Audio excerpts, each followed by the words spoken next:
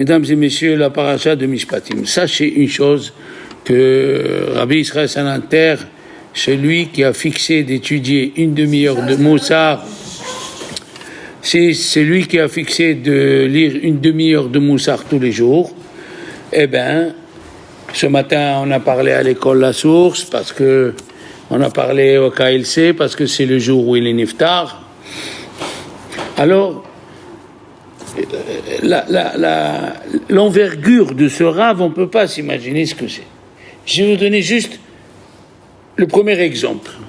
Vous avez entendu, dans tout le monde, il y a des kollels. C'est des gens qui sont mariés, continuent à étudier, après ils deviennent rabbanim. Qui a fondé le kollel? Le premier kollel qu'il a fondé, Rabbi Yitzhak Elchanan avec Rabbi Israël Salanter. Rabbi Yitzhak Elchanan de Kiev, un grand Hatsoum. En 1850, il a écrit des livres sur les Dayanot, extraordinaires.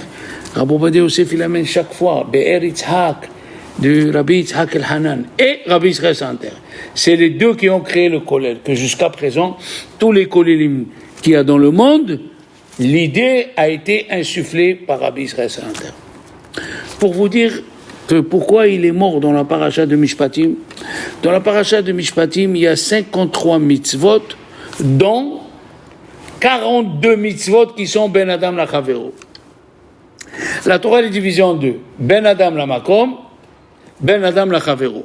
Des mitzvot qui sont envers Dieu et des mitzvot qui sont envers tes amis. Et bien dans la paracha de Mishpatim, il y a 42 mitzvot qui sont entre l'homme et son ami. Et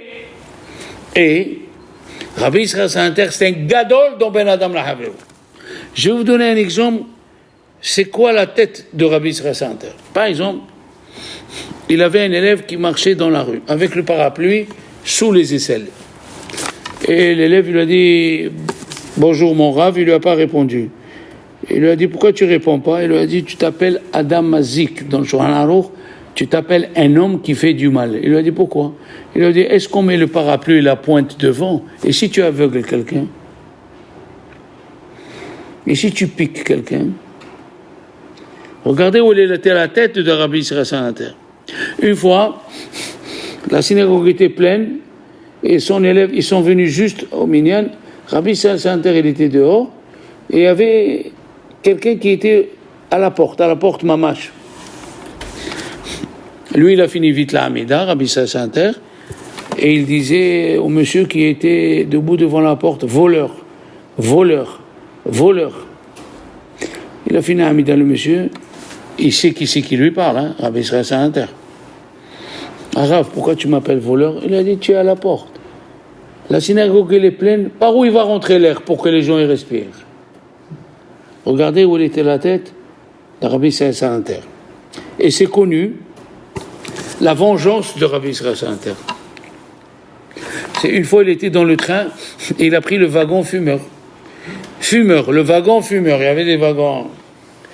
Il est rentré il lui a mal parlé, il lui a dit « Qu'est-ce que c'est ça? Tu fumes ?» Et lui, Rabbi Israël Salanter, il avait ouvert la fenêtre, il avait tout fait. Il a éteint la cigarette, il n'a rien dit. Arrivé à Vilna, tout le monde, lui aussi, ce monsieur, il est arrivé à l'hôtel, le même hôtel que Rabbi Israël Salanter. Mais il avait du retard, ce monsieur. Qu'est-ce qu'il voit? Au moins 200 personnes autour de Rabbi Israël Salanter. Il a dit « C'est qui ?» Il a dit, c'est Rabbi Israël Salanter. Ah bon, il s'est approché. Il voit, c'est le vieux qui l'a crié quand il était dans le train. Il s'est mis par terre, Mechila. Il a dit non. Mechila, elle va venir après. Pour le moment, dis-moi pourquoi tu es venu à Vilna. Il lui a dit, moi, j'ai pas de parnassa. Et j'ai appris les dynimes de Shechita et je veux passer le diplôme. Il lui a dit, j'ai un cousin à moi qui travaille dans le Beddin de Vilna. Il l'a appelé, il lui a dit voilà, je le connais bien. Il lui a fait l'examen. 0 plus 0. Alors il est venu, il a dit voilà, j'ai passé l'examen, mais ça va pas. Il lui a dit pourquoi? Il lui a dit j'ai échoué à l'examen. Il lui a dit qu'est-ce que tu vas faire? Il lui a dit je vais retourner dans mon village. Qu'est-ce que je vais faire? Il a dit non. Il a appelé son cousin, il lui a dit je te paye, fais avec lui les cours pendant 10 jours. L'hôtel, les cours, Rabbi Israël Salanter. il s'est mis, vas-y. Il a passé l'examen, il a bien réussi. Qu'est-ce qu'il fait Rabbi Israël Salanter? Rabbi Israël Salanter, il lui dit au jeune homme, écoute-moi, tu vas rester ici à Vilna. Il a dit à son cousin, vous n'avez pas besoin de shochet à Vilna? Il a dit, bien sûr. Il lui a dit, j'ai un quartier, il me faut un shochet. Il a dit, voilà, un quartier.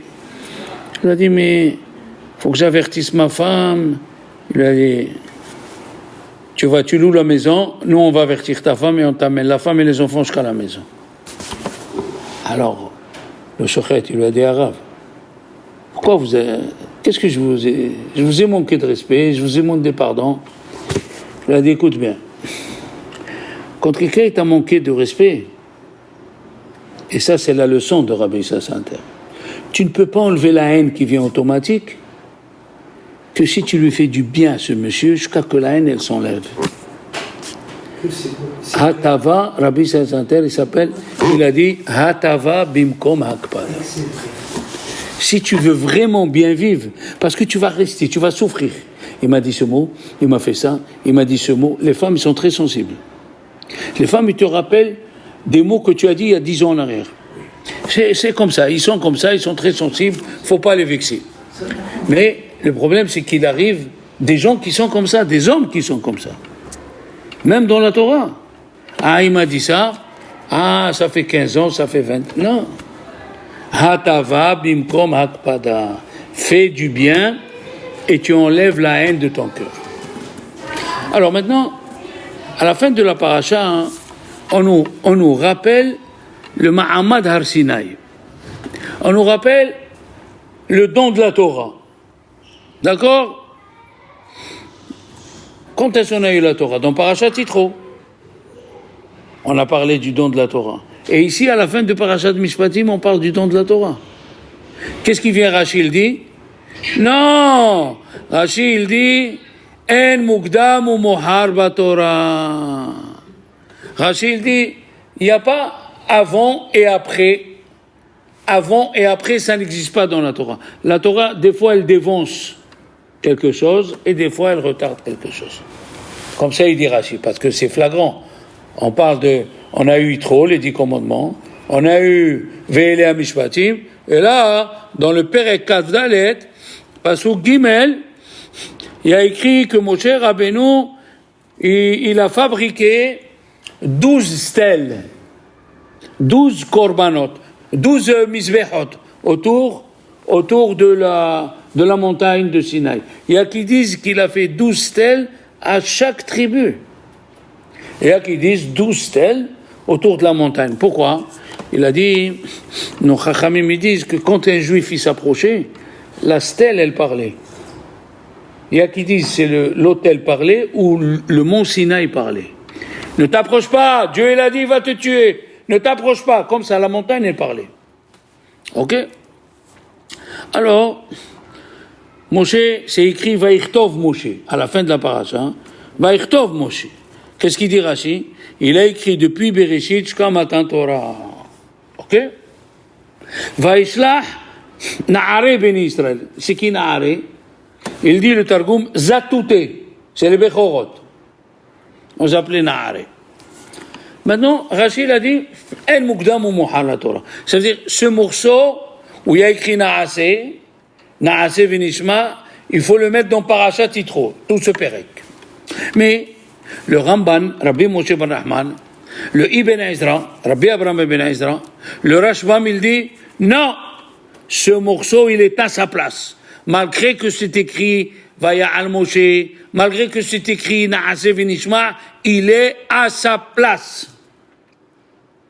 Maintenant, écoutez bien. Il y a un petit truc dans la fin de la paracha qui va nous éclaircir nos yeux dans des choses fantastiques.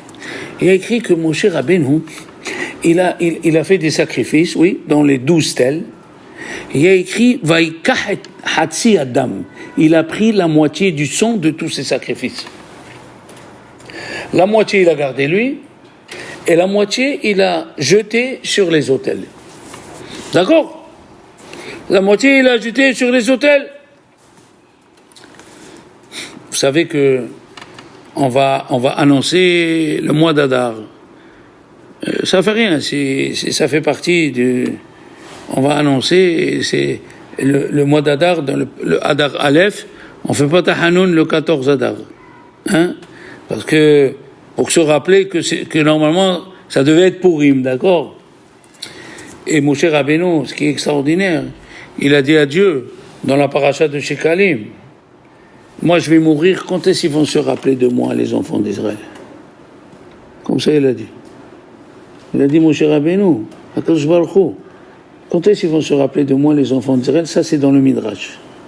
C'est écrit dans le Midrash, il lui a dit, Dieu, à chaque fois qu'il y aura parachat Shekalim, on va se rappeler de toi. Que tu as ramassé les Shekalim. Et bien sûr, la Gemara, les commentateurs, ils demandent la question, pourquoi tu t'es réveillé juste à parachat Mishpatim? Il n'y a pas une autre mitzvah où tu ne vas pas te réveiller pour dire qu'on t'a oublié? Et ça, c'est la première question. La deuxième question, vous savez combien on dit 2 fois Moshe rien que dans Shaharit? 13 fois. Il y a le mot Moshe 13 fois dans Shaharit. Comment il peut dire Moshe, on va l'oublier? Comment il peut dire ça? On va oublier. Qu'est-ce qu'ils disent les petits-enfants dans tous les GAN?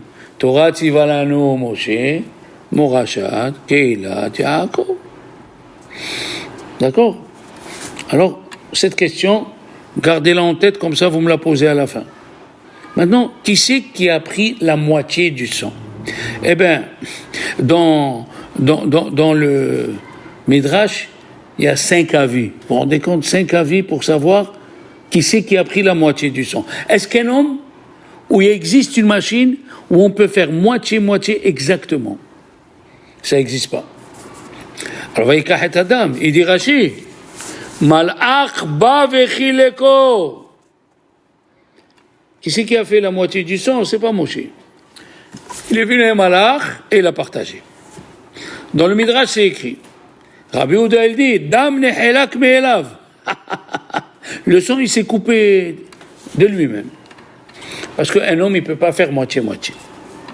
Rabbi Nathan, il dit, la couleur du sang a changé. Quand elle a commencé à changer, il savait que ça, c'était la moitié. On continue. Bar Kapara, il dit, Malach ba bidmut Moshe. Il est venu un malach avec l'image de Moshe Rabbeinu c'est ce qu'il dit Rashi, pour prendre moitié-moitié. Rabbi Yitzhak, que nous avons ici, il dit, Bat Kol. Il est venu une voix, il lui a dit, jusqu'ici c'est la moitié. Rabbi Ishmael, seul qui dit, Ou yada alehalek. Moshe, il savait comment partager. Regardez-moi un passeau qui est écrit dans la Torah, on ne sait pas qui c'est qui a coupé le sang en 2. 6 avis. Maintenant, quand on a dit il est venu un malach, il a partagé, c'est qui ce malach? Le Midrash, il dit Michael. Michael, il est venu, il a partagé le sang. Un ange, il sait où il est la moitié-moitié. Vous savez que chez nous, les séfarades du Maroc, d'Algérie, Tunisie, on dit 26, 52. 18. Hein, on ajoute. 18. Voilà. Mais les juifs syriens, les juifs du Liban, les juifs d'Irak, ils disent toujours 101. C'est qui 101? Michael. Pourquoi? Parce que le Midrash dit, Michael, c'est celui toujours qui protège les enfants d'Israël. Michael, Sar Israël. Michael, Sar ve'apotropos shel Israël. Il faut le dire chaque fois après Birchot HaShahar. Comme ça, j'ai dans mon livre selon les kabbalistes. Il y a un qui dit, Da'at Zekinim Ba'alei HaTosfot, ils disent Gabriel. Un autre ange qui s'appelle Gabriel. Et il y a qui disent, il amène aussi Da'at Zekinim Ba'alei HaTosfot, Matat. Vous savez, Matat, on ne peut pas prononcer son nom entier. Matat Sarapnim. Quand on fait Osé Shalom, pendant les 10 jours de Teshuvah, il y a écrit là-bas, quand tu dis Osé Shalom, tu dois penser à l'ange qui s'appelle Matat. Et on ne peut pas le prononcer tellement il est grand, il sert Dieu. D'accord? C'est lui qui est venu, il a pris la main de Moshe Rabbeinu et il a partagé le sang. Sarapnim. Alors, la question, elle est, pourquoi il faut qu'il vienne un ange avec la photo de Moshe Rabbeinu? Comme ça, il dit Bar Kapara. Ok? On a dit, dans la paracha des Shekalim, c'est normalement on devait faire Shekalim, quand tu veux compter les Juifs, il faut les compter moitié. Hatsi Shekel, Mahatzita Shekel. Il ne faut pas les compter. Mahatzita Shekel, il faut voir le kilo de l'or, de l'argent, on va voir après. D'accord? Alors, quand tu veux compter, tu écoutes, tu donnes la moitié.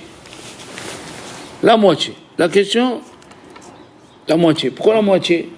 Pourquoi Dieu ne veut pas un entier? Un shekel entier. Vous savez que l'homme, avant de se marier, comment il s'appelle? Pas le gars des Goufa. Pas le gars des Goufa. Je suis la moitié d'un homme. Il y a même une chanson israélienne il y a 5 ans, Ani Hatsi Ben Adam. Avant de te marier, tu es que la moitié. Tu connais cette chanson, Ani Hatsi Ben Adam. Alors, et quand tu te maries, avec ta femme, tu fais une entité entière.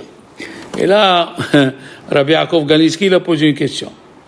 Si tu dis qu'on est Hatsi Gouf, donc on est malade, quand on se marie avec notre femme, on devient Gouf Shalem.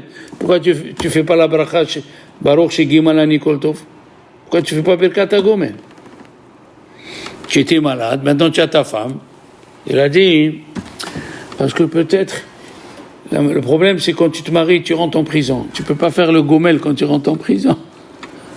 C'est une blague. C'est une blague. Mais en vérité, cette question, elle est écrite dans le Habetz. Le Zdeh Hamed, il amène le Habetz. Il pose la question de Habetz, pourquoi on ne fait pas le gomel quand on se marie?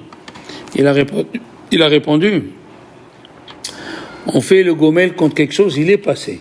Mais là, il ne sait pas comment elle va être la femme avec lui. Peut-être elle va être plus amère que la mort, qu'il a dit le roi Salomon. Ou Matsati Taïcha Marmi Mavet. Alors il ne peut pas faire le gomel. Il ne sait pas avec qui il va vivre. D'accord?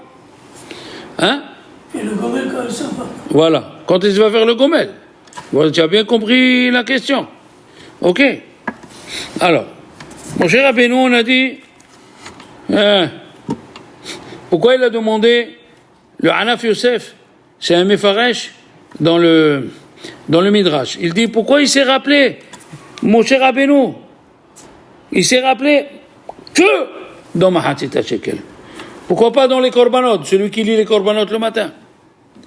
Alors on dit les korbanot, malgré qu'ils ne sont pas devant nous, mais dans le ciel, Alpi Kabbalah, dans le ciel, il y a un Navi qui est Kohen, et il sacrifie les neshamot des tzadikim. Donc les korbanot, il y a dans le ciel. Mais ici, a priori, il y a pas. Maintenant, il dit Rashi, attention, Rashi, il dit quand ils ont reçu les 10 commandements, il a amené au nom de Rabbi Saadia Gaon. C'est une chose qu'ils font en Algérie. Au Maroc, je ne sais pas s'ils l'ont fait, mais en Algérie, c'est sûr. À Constantine, tous, ils font le klimet. C'est quoi le klimet? À Shavuot, ils lisent 5 commandements en arabe. Ça dure 1h30. Oui. Et le deuxième jour, voilà. Et le deuxième jour, ils faisaient les 5 klimet. Et ça durait 1h30. À Constantine, ils faisaient tous les climats d'un seul coup. Tout le monde savait à Shavuot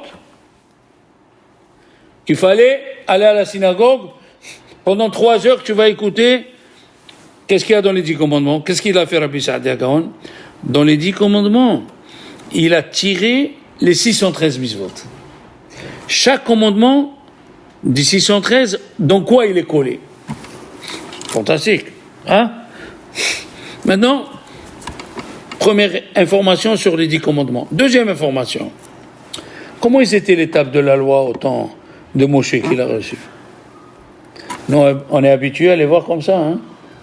Eh bien, Rabbi Moshe Cordovero, lui, il est dit qu'ils étaient comme un cœur. C'est ce qu'on voit, comme un cœur.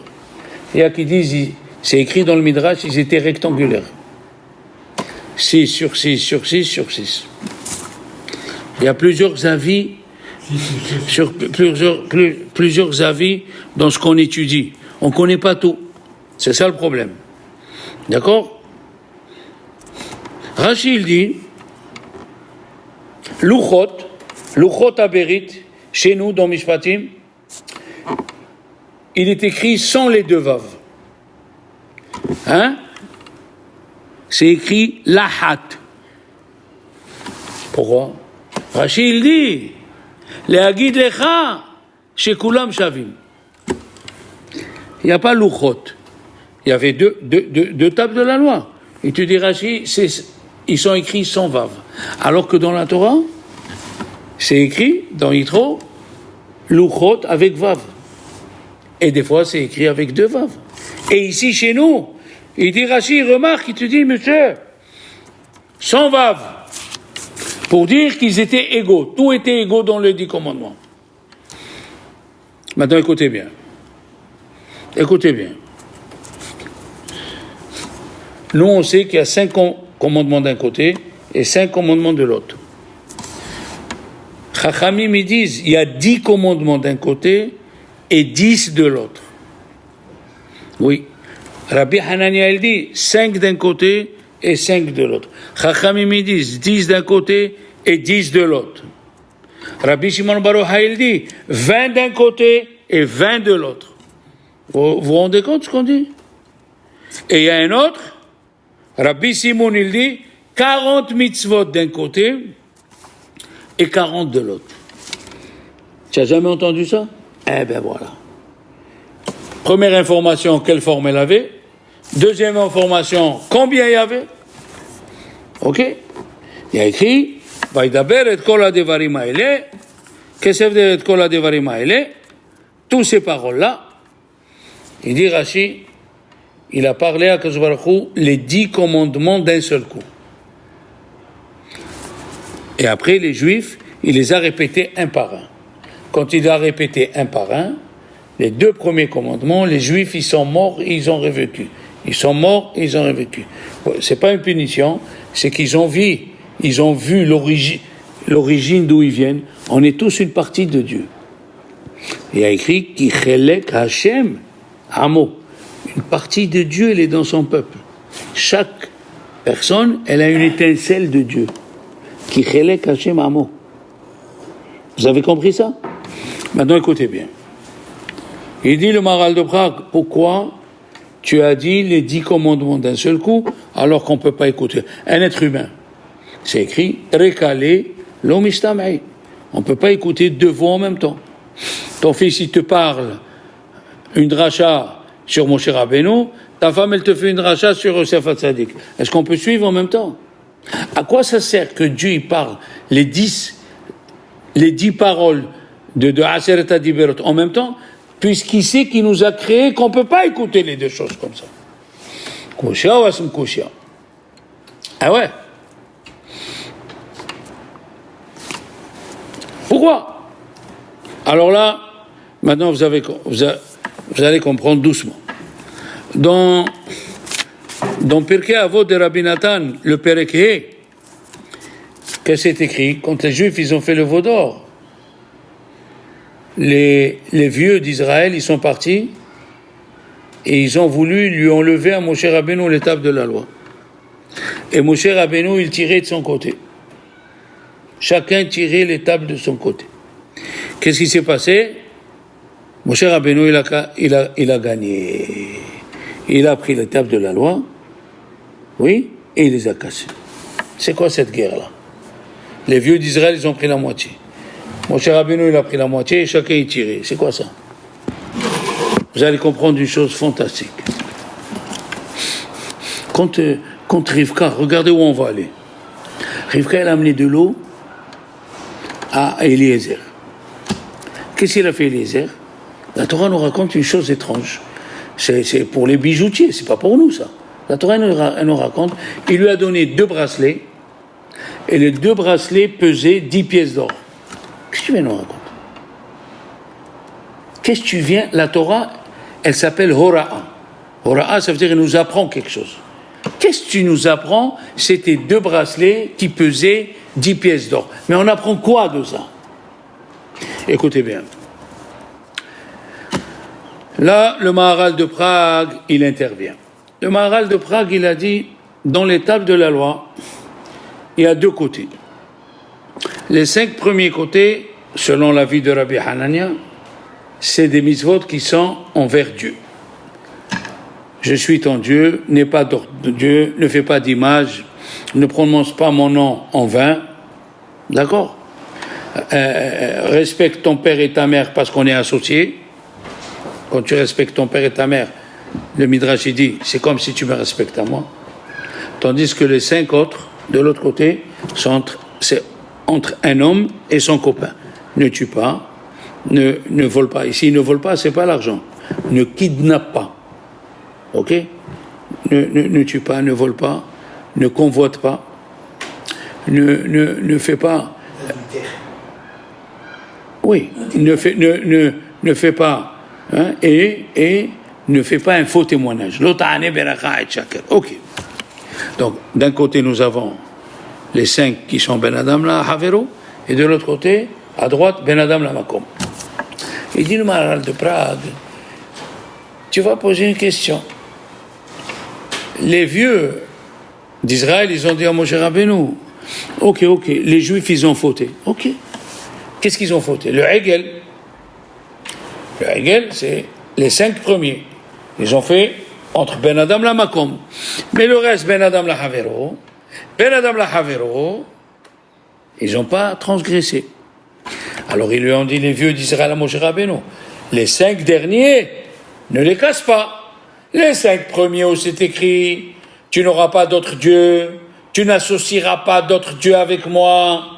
Ok, casse-les. Ils ont transgressé sur Loïe Lecha Elohim Acherim. Ils ont transgressé. Ça se fait que Moshe Rabbeinu, il était dans le ciel. Il a fait sortir d'Égypte des non-juifs ou Dieu que ne voulait pas. Après, il a accepté Dieu. Après, il a accepté. Mais pour le moment, ils ont transgressé. Ils ont fait le veau d'or. Ok. Les 5 premiers, casse-les. Les 5 derniers, laisse-les. Qu'est-ce qu'il a fait? Qu'est-ce qu'il leur a dit, Moshe Rabbeinu? Au moment où ils ont fait le Hegel, qui ils ont tué? Qui c'est qui est venu? Il a dit, c'est péché, c'est Assour. Hour, le fils de Myriam. Le fils de Myriam. Il leur a dit, Moshe Rabbeinu, si tu crains pas Dieu, tu tues. On ne peut pas partager les 10 commandements. Les commandements, il dit Rashi, c'est écrit dans la Torah ici de Mishpatim, lahat dans la Torah, pas lohot. Il dit Rashi, kulam shavim. Qu'est-ce que ça veut dire kulam shavim? Il dit le Maharal de Prague. C'est pour ça que Dieu il a donné les 10 commandements d'un seul coup. Ne crois pas que si tu es bien avec Dieu, si tu es mauvais avec Dieu, tu peux être bien avec Ben Adam la Havero. Non. Dieu il a dit les 10 commandements en même temps pour te dire il faut que tu sois bien envers Dieu et envers ton copain. Et c'est ça ce qu'il lui a dit Eliezer. Eliezer il a dit à Rivka. Qu'est-ce qu'il lui a dit Eliezer à Rivka? Il lui a dit tu as fait hesed avec moi, un grand hesed. Je vais te donner 2 bracelets qui pèsent 10 pièces d'or. Tu ne peux pas faire les Ben Adam la Havero, les 5 commandements, sans que tu aies pas les 5 premiers. Il faut que tu aies les 5 premiers pour que ça se passe bien, les 5 Ben Adam la Havero. La Torah nous a dit Hativa Hat, c'est un seul morceau. Kulam Shavim. Écoutez bien. Écoutez bien. Les Hachamim disent Hativa Hat. Combien il y a des lettres dans les 10 commandements? C'est bon, c'est là. 613. Hein? 613. Hazak, mais t'es pas tellement Hazak. Faut que tu ajoutes Ad Vechol Asher Lerecha. Vechol Asher Lerecha, il y a 620. 620. C'est quoi 620? C'est le mot Keter. La couronne de Torah. Combien il y a des mots dans les 10 commandements? 172. 172. Oui. Ekev Asher Shama Avraham Lekoli. 172. Et qu'est-ce que c'est 172 le chiffre? 7, 2, 1, ça fait 10, les 10 commandements. Dans les 10 commandements, il y a le Keter et il y a le 172. T'as compris? 172, ça fait 10. 7 et 2 et 1, ça fait les 10 commandements. Maintenant, c'est quoi les 620? 620, il y a Tariq Mitzvot, plus quoi les enfants? Plus, il dit le Baal HaTurim, les 7 Mitzvot bénénois. Mais les gens, ils ne sont pas d'accord. Les Mefarshim ne sont pas d'accord. Parce que les 613 Mitzvot bénénois, ils sont déjà écrits dans Tariq Mitzvot. Alors, qu'est-ce qu'ils disent? Écoutez bien. Dans les 613 mitzvot, il y a les 7 mitzvot midei Rabbanan. Les 7 mitzvot midei Rabbanan. Si je trouve, voilà, sur mon cahier, je vais vous dire. Prenez Ruth. La Torah elle a dit, comment elle s'appelait Ruth avant qu'elle devienne Ruth, les enfants? Elle s'appelait Gilit. Gilit. Et quand elle s'est convertie, elle s'est appelée Ruth. Pourquoi elle s'est appelée Ruth? Combien ça fait Ruth, les enfants? 606. Ruth, 606. Plus les 7 mitzvot bénénois qu'elle avait, ça fait 613. Magnifique, hein? Magnifique. Maintenant, il dit, le Mégalé Amukot, quand on dit dans la Torah, les 10 commandements, il y a 620 mots. Les 7 mots, c'est pas les 7 mitzvot bénénois. C'est les 7 mitzvot des Rabbanan. Combien on a de 7 mitzvot des Rabbanan? On a le Hallel. On a le Ner Shabbat. Ner Hanouka. On a Purim. Oui? On a Erubin. Tout ça, c'est les mitzvot de Rabbanan. Ils nous ont ajouté 7 mitzvot de Chachamim. Ce qu'on fait pendant l'année, Netilat Yadayim, c'est des Rabbanan. Adlakat Haner, c'est des Rabbanan. Erubin, c'est des Rabbanan. Ner Hanouka, c'est des Rabbanan. Purim, c'est des Rabbanan. Hallel, c'est des Rabbanan. Hallel, c'est des Rabbanan. C'est pas Minatora. D'accord? Birkat Hamazon Torah. C'est ce que j'ai dit. J'ai pas dit Birkat Hamazon, il est des Rabbanan. Il est des Rabbanan si tu manges que 27 grammes. Si tu te rassaisis pas. Alors qu'est-ce qu'il a dit Rashi, les enfants? Rashi, il a dit Ishaq que les 2 tables, ils étaient égaux. Écoutez bien. Combien de lettres il y avait dans les premières tables, le côté droit des tables de la loi? 523. Et de l'autre côté, 87. Il dit le Mabit. Et comment Rachid dit c'était égaux? Quel c'était égaux? Un, il y a 523 et un, il y a 87. Regardez ce qu'il dit Rachid. Oh là là là là! Pas le Rachid, le Maharit. Excusez-moi. Le Maharit, c'est même pas le Maharit, je me suis trompé. Ni Rachid ni le Maharit. Le Mabit, qui était à Tzfat, en 1500, il a dit, écoutez bien, les 2e tables de la loi, les lettres, ils étaient grandes.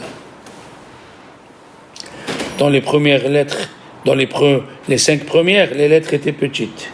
Et dans les grandes, les lettres, ils étaient grands. Pourquoi tu écris en grand? Il demande, Rabbi Matatyahu Salomon, un grand mashgiach dans son livre, il a écrit Matnat Hinam. Pourquoi ils étaient grands? Pourquoi ils étaient grands, les tables de la loi? D'un côté, 533 petits, de l'autre côté, 87, mais ils étaient écrits en grand. Quand quelqu'un il écrit en grand dans le magasin, c'est quoi? Tu es dehors du magasin, c'est écrit en grand. Pourquoi c'est écrit en grand? Il fait des soldes. Ou il fait des soldes, ou il t'avertit. Quand on écrit en petit, au contraire, il ne veut pas que tu lises le petit. Combien de fois il te dit... il te dit promotion spéciale. Il y a écrit en bas que le soir à partir de minuit. Tu as compris? Alors, nous on a accepté. Et il a dit, Rabbi Matatyahu Salomon, une chose extraordinaire. Pourquoi dans les choses qui concernent Dieu, on ne discute pas? Tu as vu quelqu'un qui a dit, Moi, je veux pas mettre 8 fils, je vais mettre 10 fils. Personne n'y discute. 4 fils pliés en 2 dans le talit.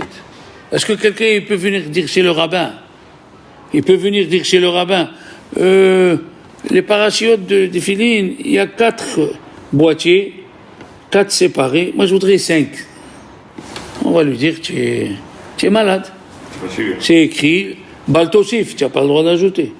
Et c'est écrit, Baltigra, tu n'as pas le droit de diminuer. Dans les choses qui sont envers Dieu, on n'ouvre pas la bouche.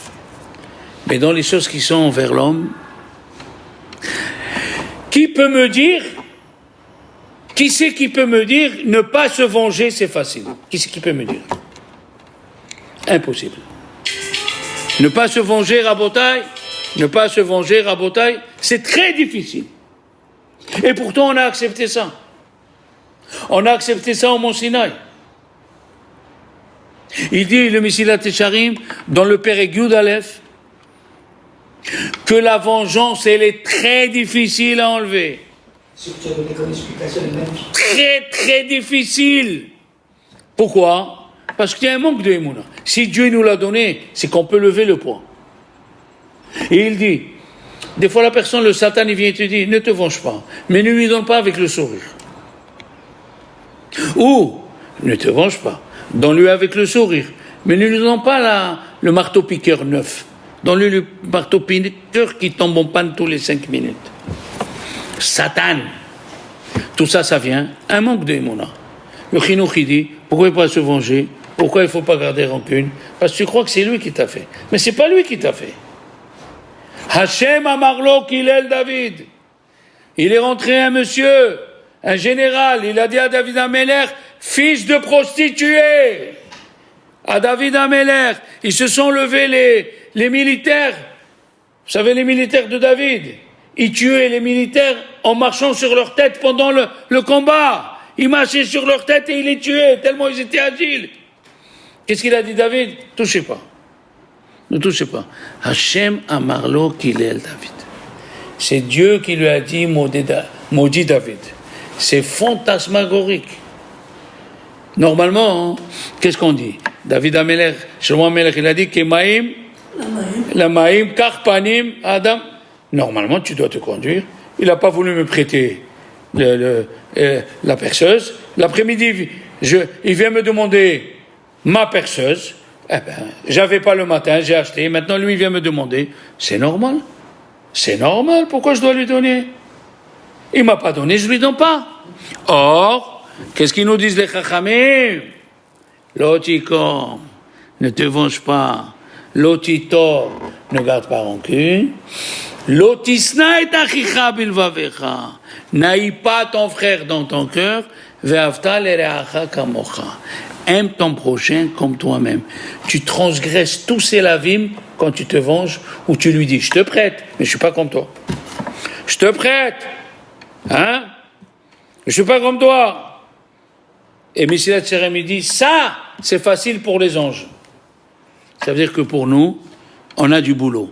Alors mes amis, on doit travailler sur nous-mêmes pour comprendre qu'est-ce que c'est la Torah.